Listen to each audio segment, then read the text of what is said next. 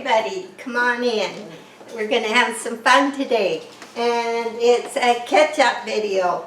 So, oh yes, the beaver's done. Look at him. He's so cute. Can you see him? So, last time you saw him, he was honey brown.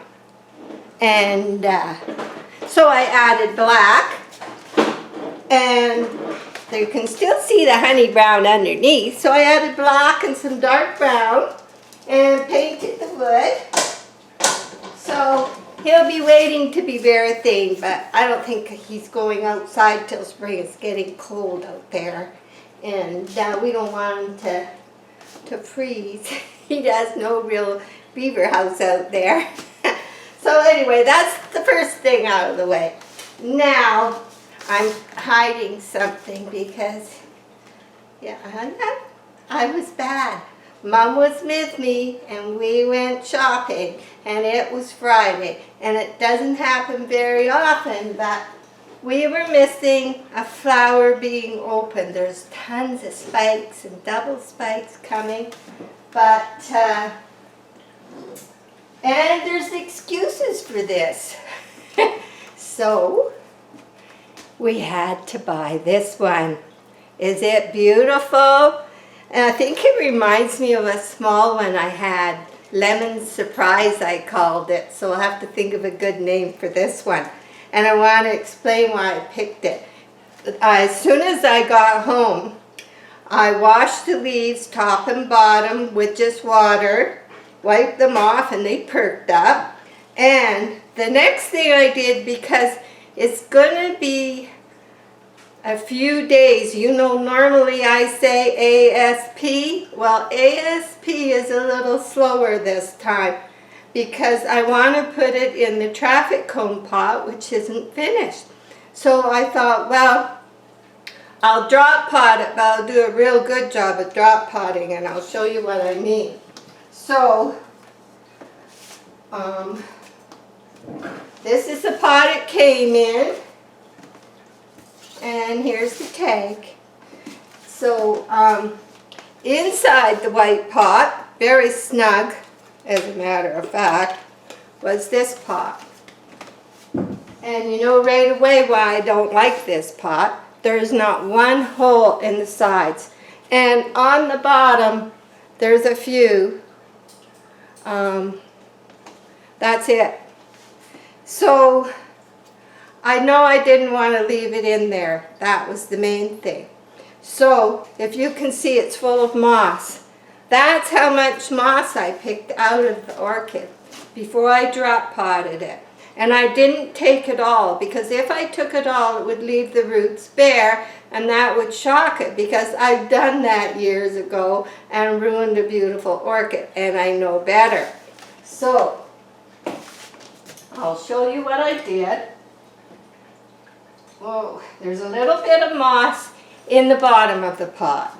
And what I did was I went right up inside with my finger, and it's right up to the top of the root mass right now. I can get my finger up to here, but there's still enough moss all around it, and I played with it until it was soft and fluffy. In other words, it's still in moss, but the air can get in there. And there was a couple of bad roots, and I haven't done anything with them. You can see one here, but I'll be just stripping it like this. And there's a few more in there that will be coming, but I'm not going to worry about that right now. I have let the air to it. But, like I say, once I decided to hang one of my orchids before I knew better with just the bare roots and keep misting it. Well, it was way too much of a shock. Way too much. Even though I was very vigilant about the spraying and water underneath and everything. No. So anyway, I'm not doing anything until the traffic cone is ready. So it will sit in there. It was watering day today. I water once a week in the winter, but the small pots, if I pick a few pieces of bark out and they look dry, then I'll give them a little more water. So let's back that off for a minute. Now, because I thought I was going to pot it today, and I didn't, I had my bark soaking. And of course, this is the new Rexius bark, and it's called medium, and it's a lot smaller. It's a lot smaller pieces. So this is going to be really interesting because I like bark. I'm sticking with bark. So, and I'll probably put a little bit of charcoal in. But because this bark is smaller, I'm thinking that initial shock isn't going to be as bad because smaller pieces of bark are closer together, which is going to help create more humidity to stay around each paste longer before it drains through. Less airspace. So now I had it soaking and I won't be ready for a few days, so I'll probably drain it out and then just let it sit till I'm ready, and it won't hurt it. If anything, it will help it do the breakdown. I put hot water on it and it will help it do its breakdown before I repot it. Probably be a good thing. So I'll be straining that. And if anybody's brought a traffic cone, and if you want to refer to the last video, there was a traffic cone. And I'll show you what's happened to it. Now, this was the base. That's how it sat. I always called them road cones. They call them, and I'm so happy with my other one, and so is Orchid. I know I wanted to do one. So we cut a little end off. Jack cut the end off because when it's sitting in, and you can find lots of these stands around at thrift stores in different places. And this is the stand I used on the one pot I ever had trouble with the orchids didn't like. I actually have saved that orchid, and it is in spike, but the leaves are still not what they should be. They're coming firm but smaller. But anyway, it will be sitting in this, and so I cut a little bit off the bottom so that it's left room for me to put a little dish underneath of it, so if it drips or drains, it's dripping in something. So that's how far I've got. So Jack cut this off. Yeah, he's very nice. We appreciate him so much.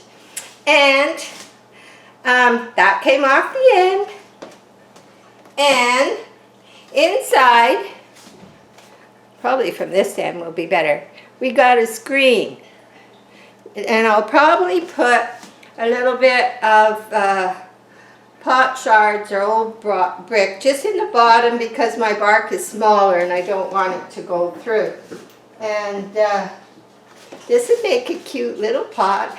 It'll be useful one day. Okay, so we got that. And for those who are interested, this is the drill he always uses, and this is the bit he used to drill those holes. So, don't ask me names or anything. That's it. So, there we go. We got that. And we got our orchid ready to pot, and I'm going to tell you why I'm going to do this in case you've got one and you want to get it ready for the next step, which I'll be showing in a video. It'll be a fun, dirty one anyway. So the next step is to get a nice rough paper. It doesn't matter if it leaves lines, and sand that rubber so that if you're going to paint it, so that it's got some.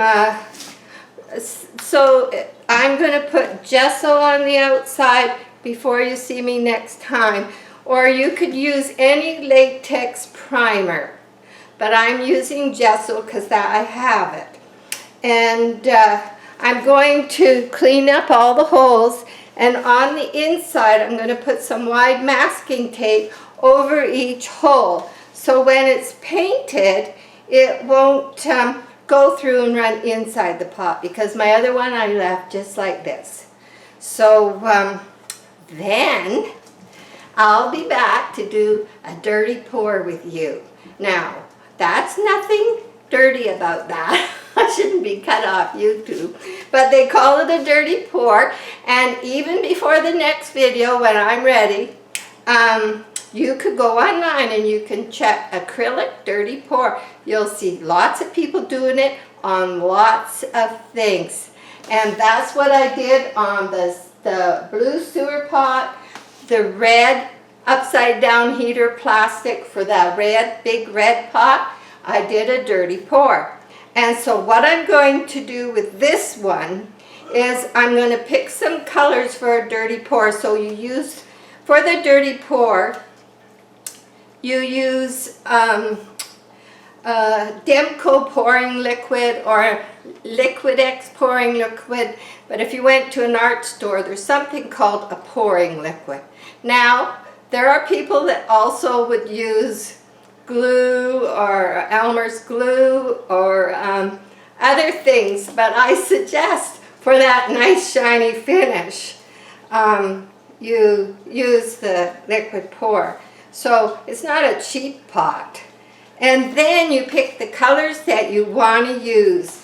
And what I'm going to do is, because of the yellow and the beautiful color in the center, kind of a mauve, and I thought what I'll do is the dirty pour is going to be my background, and I'll probably pick some dark green leaf color, and white is always nice in a dirty pour, and some yellow and magenta, little bits of each.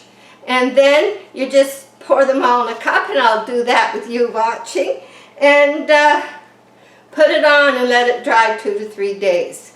So as you can see, that orchid's going to be waiting a while, but it won't be watered for a week anyway, at least. So we're good that way. Because once I get the background, then I'll decide how I like it. Whether I want to paint on top of that, because I do like playing with artwork, or whether I'm happy with just how it is, put it in here, get the bark in and the plant in, and I think it will be beautiful in that stand. Huh? Yes, it will. I think it's going to be a really nice addition. So, you have time. I think the dollar store has these. I got mine at Lord Co. It was $13.99, I think. I think we got it for $11. It was, they give us a couple bucks off or something. So, or the dollar store, I think they have them too. You can pick them up cheaper, and you can get yours ready, because it's a messy, messy thing, this dirty pour. So you have to make sure you put plastic down. And I'll be in my painting shirt, and I'll be back to see you. And thanks for joining me. And you can tell I had my coffee, my espresso. Yep, we just finished. That's why I'm espresso and chocolate. Good. Anyway, you guys are good too, and thanks for joining me, and we'll see you when I'm ready to paint that pot. So it's a little fun thing with all the things that happen in life. We need to just do something completely different and have some fun. So thanks again. See you next time.